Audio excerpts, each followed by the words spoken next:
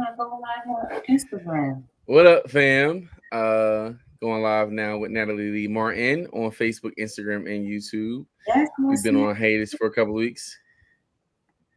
All right, guys, like and share this feed on YouTube, Instagram, Facebook, all that good stuff. I'm editing now, Natalie. About to be public. Okay. All right, guys, like and share this Yep, I'm on feed. Yes. I'm live on Instagram. Let me go over to I'm on Facebook. Okay, I'm gonna tag you in soon. All right, guys, like and share this feed. Is another week of Boss Up Talks. Boss Um, up. Wednesday. Well, I can't spell your Boss name up. right. Oh, I mix it up. Oh, I got it on my feed now. It's coming on. It's on my feed. I Okay, just guys, like forward. and share this feed. Okay, We good. good. All right, guys, like and share this feed. Let me on and making it happen. Okay, here it is. All right, we're good, guys. All right, guys. Once again, like and share this feed on Facebook, Instagram, YouTube, and we live on everywhere at this point. Everywhere. Um, everywhere at this point. So this is week number 91, or episode 91 of us going live talking about Boss Up Talks, where we're building opportunities strategically and successfully. That's what Boss Up stands for. And we're just excited because as we're doing these lives, we're growing too. You know, what we're talking about, we're applying to our daily life, which is just a blessing because a lot of times you hear people who talk a lot of talk, but they don't walk the walk, you know, and what we're talking about, we're actively doing every single week. And this week's topic is talking about standing on business. So Natalie, question: what does standing on business mean to you? Let's start with that off right there. I have no idea because I be hearing people using that stuff, and I'm like, "What y'all talking about?" Or I have a friend, she be like, "I'm standing 10 toes down." I'm like, "I don't know what y'all talking about," but I can only gather that when people say that they are serious about building their business, and they're not, it's not a hobby, it's not something to play with. Mm-hmm. It's essentially like, yo, I'm about my business and I'm going to put everything into it. So for me, standing on business, it would be kind of like I have priorities. So it's God, family, and business, and everything else gets the overflow, right? So everything else will get a no if it ain't in the first three categories, and I have to think too long about it. But if there is any competition between any of those priorities, I already know which one is going to come first, second, third, and which one gets the overflow. So business is like right after family and God. And Mm-hmm. if it's not part of business, and I tell people this too, like I'm not even trying to be rude or offensive, but in some instances, business comes before friendships. Where Mm-hmm. in this season, I don't have a lot of time to just kiki it up and catch up with friends. Because business right now, the phase in which the business is being built, it requires more of my time. And so I'm not willing to sacrifice the time with my family. I am going to sacrifice time with my friends. And I understand that that's going to be a risk that I take because if I come back 5 years later with $1 million business, some of the friendships may not be able to be repaired. And so I understand that. But in this season, I have to do what I need to get done because when I leave this earth, I want to make sure that my children and their children are taken care of financial wise, education wise. So they won't have to go through a lot of the things that I went through in order to get to this Mm-hmm. place. That's a good point you bring up about just making sure you're intact. And I think the biggest part about just for me, standing on business means a few different things, right? Starting business really young at the age of 10, I had to stand on business with my pricing. I had to stand on business with not negotiating my standards. And I had to learn a lot about, you know, real quickly because what happens is as you start to be an entrepreneur or just like being into your craft, you realize that you have to take a stand for what you believe in because a lot of times too is people will try to pay you an exposure and that don't pay the bills. So you got to figure out quick, you know, what the vibe is for that part. Because it's been people try to pay me in all types of ways, exposure, food stamps, Like it's been a wild journey for the last 24 years, and I've learned. And my mom said, like Jay, like it's just interesting because people be have you on the phone, and you be like, nope, that's not gonna work. And I've learned even too, I don't even call people back. Like if I gave you the price already, I will not go back and forth because at some point, if you are at a job and your job pays you this, and what if they're like, nah, we want to pay you this today? No, no, no, no, no. You wouldn't feel the same way about how you treat me. So I gotta say, chill with that. But there are two scriptures that come to mind when it comes to standing on business. The first one is Deuteronomy 31, verse 6, which is be strong and courageous, and do not be afraid or terrified because of them. For the Lord God goes with you, and he'll never leave you nor forsake you. That's the first scripture. And the second scripture is be still and know that I am God. Psalms 41, verse 10. So the first one was Deuteronomy 31, verse 6 is be strong and courageous. Don't be afraid or terrified of them because God is with you and he goes with you and before you, and he'll never leave or forsake you. And the other scripture is Psalms 46, verse 10. Be still and know that I am God. And in this season of life right now, I am literally standing on those two scriptures because I've learned that I've always been like kind of I'm a fire sign. Leo's a fire sign, right? And so the thing about being a fire sign is sometimes I am very like, nah, that's not going to happen. Like, I'm very much so boisterous with certain things, and I have a big personality. Sometimes some people can't take that, right? So when it comes to me being a student of life, I'm always studying. So this way, when someone calls on me, I not only know the answer, but I'm ready to do what I need to do. So for me, I'm usually always prepared. I'm standing on business. So I've realized that, like, I went back to school for my master's. I told you guys my job is, try not to get my little page up for that. But every chance I get, I'm going to talk about that. I'm standing on business. The reason why is when you know your purpose, when you know what God has called you to do, when you know that God is with you, when you know that you are operating and what God has called you to do, you move differently. So because I know I will always still stand because I know that God is still God. And the second thing is I'm always going to operate. I'm always going to operate in the presence of God, knowing that, hey, God, if you've given me this big gift, if you've given me this purpose, if you've given me this ideology, I know for a fact, like you've given me this for a reason. So because I know that the light I carry is not just for myself, it's for the world, I'm gonna always stand for what I believe because I know I'm meant to go far. And another thing too is I'm always gonna stand on business because I know who that God has me.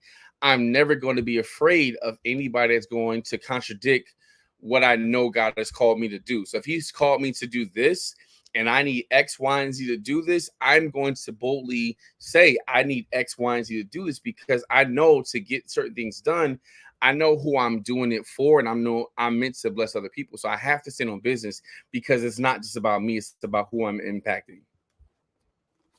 That's good. I love that I had to put in the chat, the light I carry is not just for me. And so many times as even though we have the knowledge as an entrepreneur that we're here to serve, a lot of the times we become very self-serving when we're moving and we're not seeing the results as quickly as we should. So if we're not making money within 3 months, we're like, oh my gosh, this is not working, or oh my gosh, I can't do this, or maybe this is not for me, or you start second guessing and questioning, and you don't realize that it is a long game that you're playing as a business owner, right? And standing on business is a long game. Like you may not start recouping your money the first couple of months, the first couple of weeks, even the first year that you start. But I love the fact that you said that the values are what's holding you, right? And this is what I encourage any person that's building their business, and you're building something that you want to last beyond you. You want to be generational. You want to build something that requires, leaving a legacy, is to start with those values first and to really flesh those out, right? Chick-fil-A, a multi-billion-dollar company who stands on God, who talks about God, who does not open up on Sunday because they're giving their employees a time to worship God, right, and not work. They have their values established before they got into business. They didn't wait until they got into business to say, well, maybe we should not, talk about God. They didn't try to finagle that as they were building. They did it in the beginning. And so when you're building your business with foundational values, it is so much easier as you grow to say, this is the boundaries that I have already set for myself. I'm not going to do this, or I'm not going to reduce my prices. Saying something like, I'm not going to negotiate with you and reduce my prices goes back to the root of the values that you've established. And a lot of people don't recognize that. They think, oh, because I've been burned or because things didn't work out before, that's when I should. But you should establish your values from the beginning. What type of person am I? Who am I? How do I want to show up in business? Because your business is birthed out of your being. And people fail to recognize that. Who you are as a person, you will birth a business based on who you are as a person. So if you are deceitful, if you are not financially equipped, if you really don't take the time to study and research, if you don't care about people as you build your business, those are the characteristics your business is going to have. And you're just multiplying who you are when you move in the marketplace. And so establishing your values at the beginning, it makes it so much easier when you begin to grow to not accept any kind of foolishness from people. Oh yeah. I so when I first started like working in jobs, because I started my business first, I started to come with the mindset of, listen, my business always come first. I love working because I'm naturally like a hard worker, but these are the things that's not going to work for me.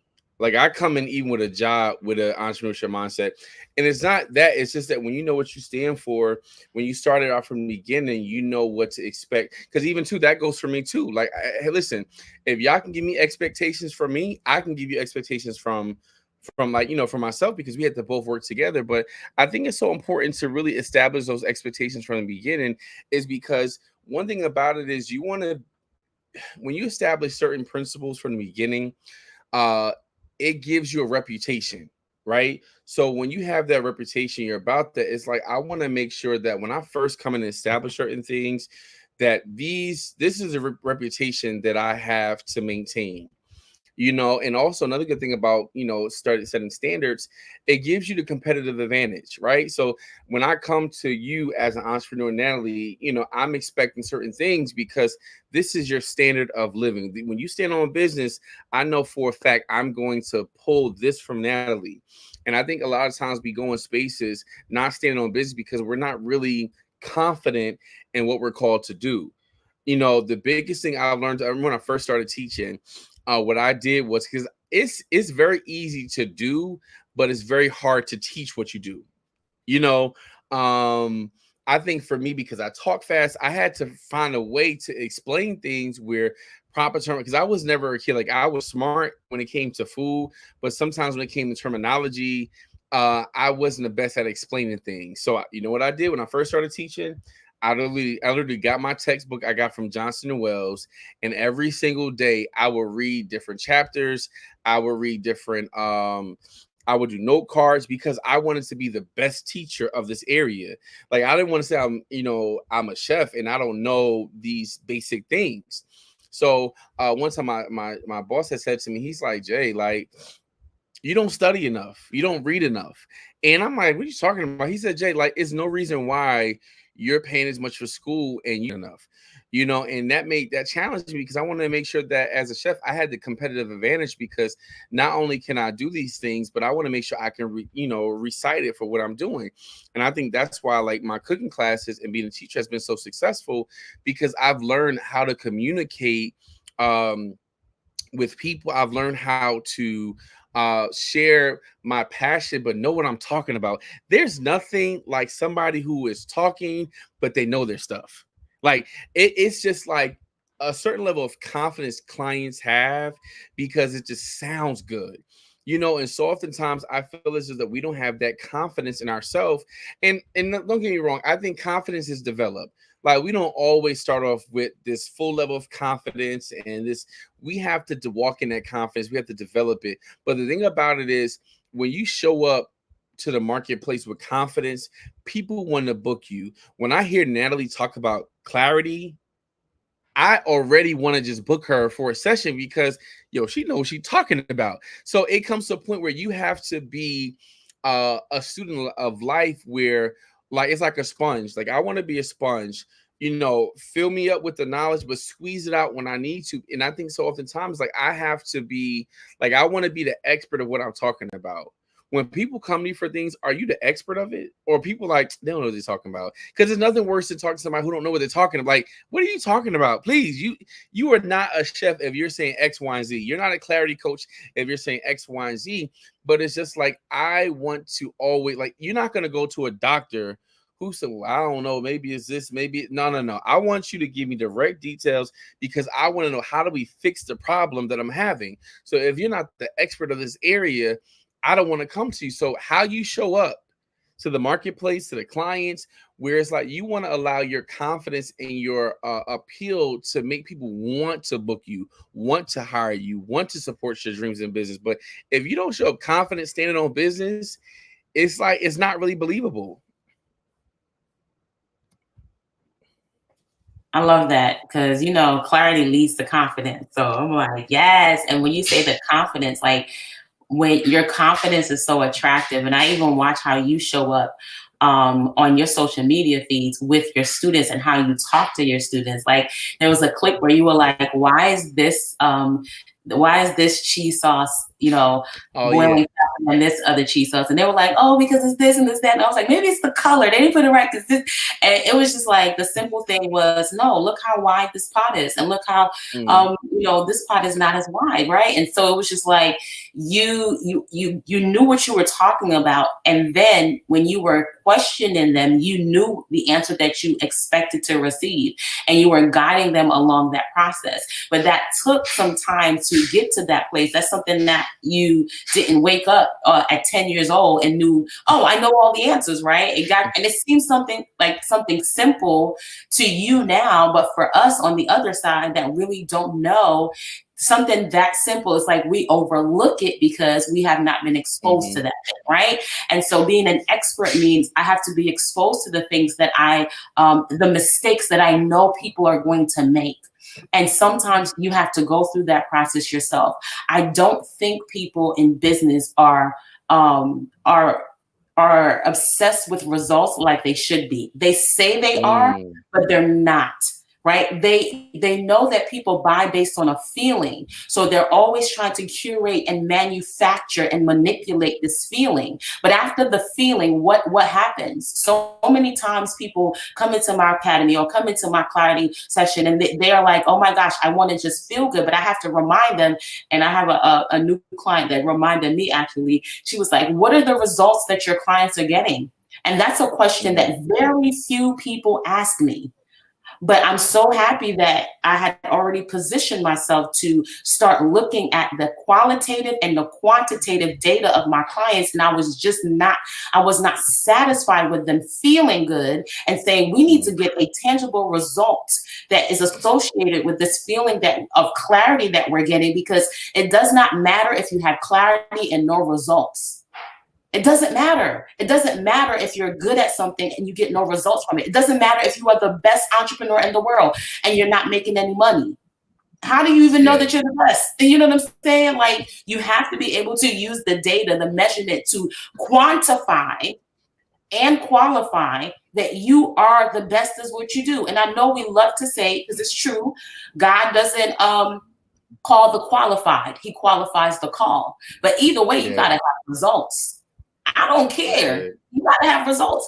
We would not align with God. All these Christians, and they talking about God this and God that. But if you don't get results, you don't want to be with a God that don't get no results. If he keeps promising you something and you never see the promise, like never. You said I'm going to be healed. I'm never.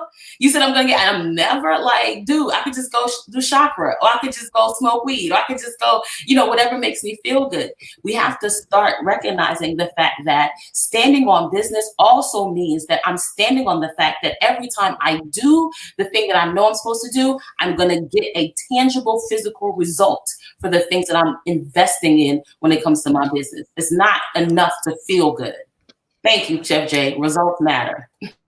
That's so good. And it's a funny because this year, like sometimes I'm teaching and I don't really give out too many tests. I'm really like more of a practical person with my students, but we had like a surf safe test, and I think every kid so we had 80 kids that passed out of maybe 87 kids, 89 kids, right? And this test has never been passed at the school I'm at, right? And I was asking one of my students, I'm like, so question, like, what made you really like, what made you, know the information? He's like, well, chef, even though it was an online assessment, like you really teach us this stuff. Like you're really strict on us when it comes to sanitation and things of that nature, and I'm like, sometimes the reason why results matter because it gives you a measurable. The Bible talks about write the vision and make it plain. The reason why I say that, because the vision has different points, right? The thing about goal setting versus vision board, the vision board is the big thing, right? But now let me start setting goals that I want to have check points to reach it. Like when I'm writing, like if I'm doing a recipe, right? If I'm making cookies, if I'm doing cookies, I have to first realize, am I doing a creamy method first? Like, even though the recipe talks about the dry ingredients first, it's meant to be mixed in one area. Like the directions on the recipe helps you make sure everything you're doing is right. If I'll put everything in one bowl without reading the direction instructions, I find out that I may have all the ingredients, but I might have not mixed it the right way. So when you come to really setting goals for yourself, it's so good to lay out the whole plan and create directions of how to get it done. Write the vision and make it plain. Like even like yesterday when I wrote a recipe down, I was just trying to get it done. I forgot one thing. So I had to literally write the recipe over again, because if I don't write it in the steps in order, my students will not do well with how it's going to come out. And so oftentimes in life, we want results, but we're not following simple directions. And I think that's the biggest thing for me, is that I'm like, Jay, slow down for a second, because there's one step that you're missing. Like even like the other day, I had set up a bed frame for my friends, and I realized that it was one part that got wrong. I had to do it over again. But I think sometimes if you're not really reading and checking what you're doing, like the reason why when you're in test, you're supposed to check your work is because sometimes you can move things so fast that you're not checking your work. You're not checking for those spelling errors. You're not checking for the things that could go wrong. And we wonder why, man, why am I not getting results? Did you check your work? Did you check to see if what you're doing is effective? Because sometimes we can be caught about doing things the way our mama told us to do it, the way we think we should do it, versus just reading the manual. If I read the manual, it'll tell me what's wrong, or even if your car get a light, with the light, I'm going to see what this light mean in my book, so I know exactly how to fix it. But there's so often times we keep going through life, but we're not really surrendering to following the steps. I can't do certain math problems with following the orders of operation. There's an order to things that we're trying to accomplish. Like God is a God of order. And sometimes we just try to jump on a bandwagon and do something when we're out of order. And that's why we're not getting results. So it's hard to stand on business when you're out of order.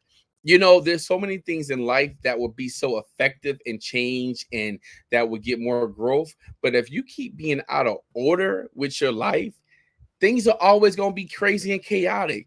Like I had to literally take a step back and to say, I serve a really big God. So I have to chill and rest that he always has me, and let me go back to following the steps. Because when you miss like step 3 and go from 2 to 4, that step 3 could have been the pivotal thing that might have been so small that may have been the same screw you was missing to provide stability. But guess what? I never did step 3. So until you get to the place where you're being consistent about following through, it's hard to stand on business when you ain't right. And I realized that once one issue that I had was like being on time when it came to gigs.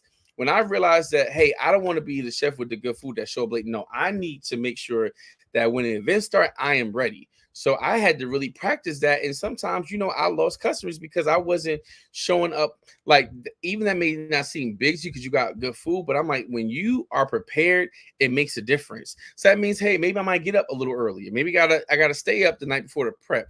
But because I want to be the best of my business, I want to stand on business, I want to have the perfect reputation, I have to literally make sure that I cross my T's and I dot my I's, because I want to make sure when I show up to the marketplace, I'm always going to give my best. How you do anything is how you do everything.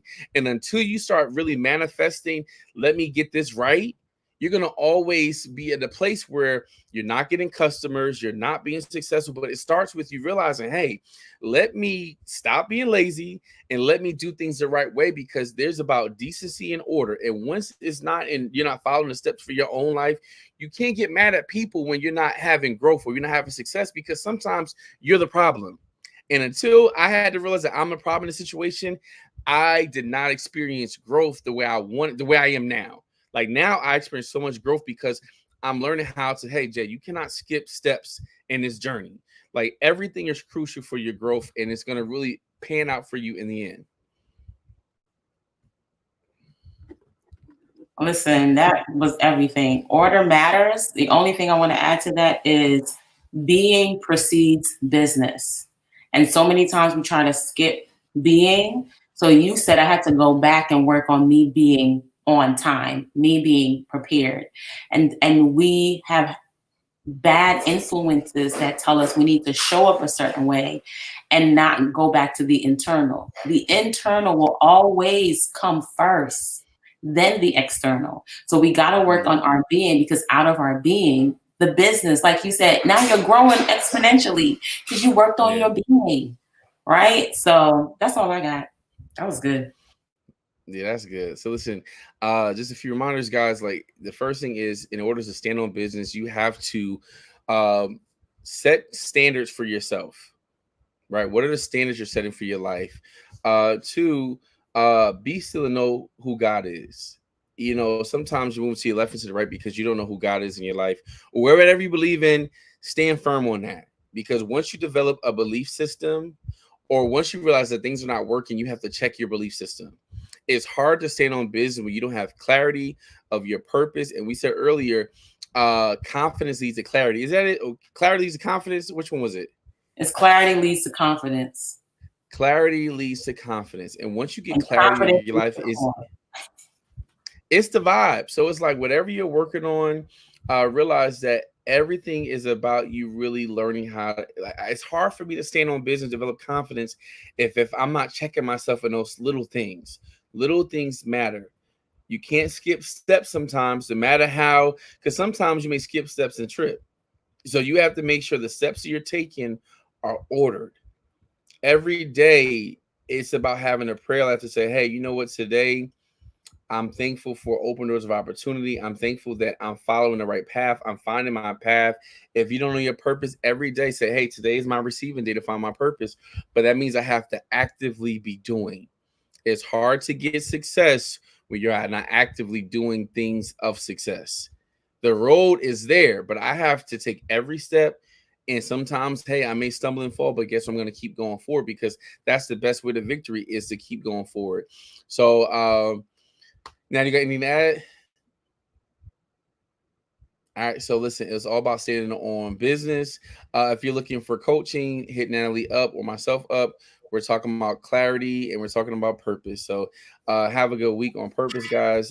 And that's it. We out.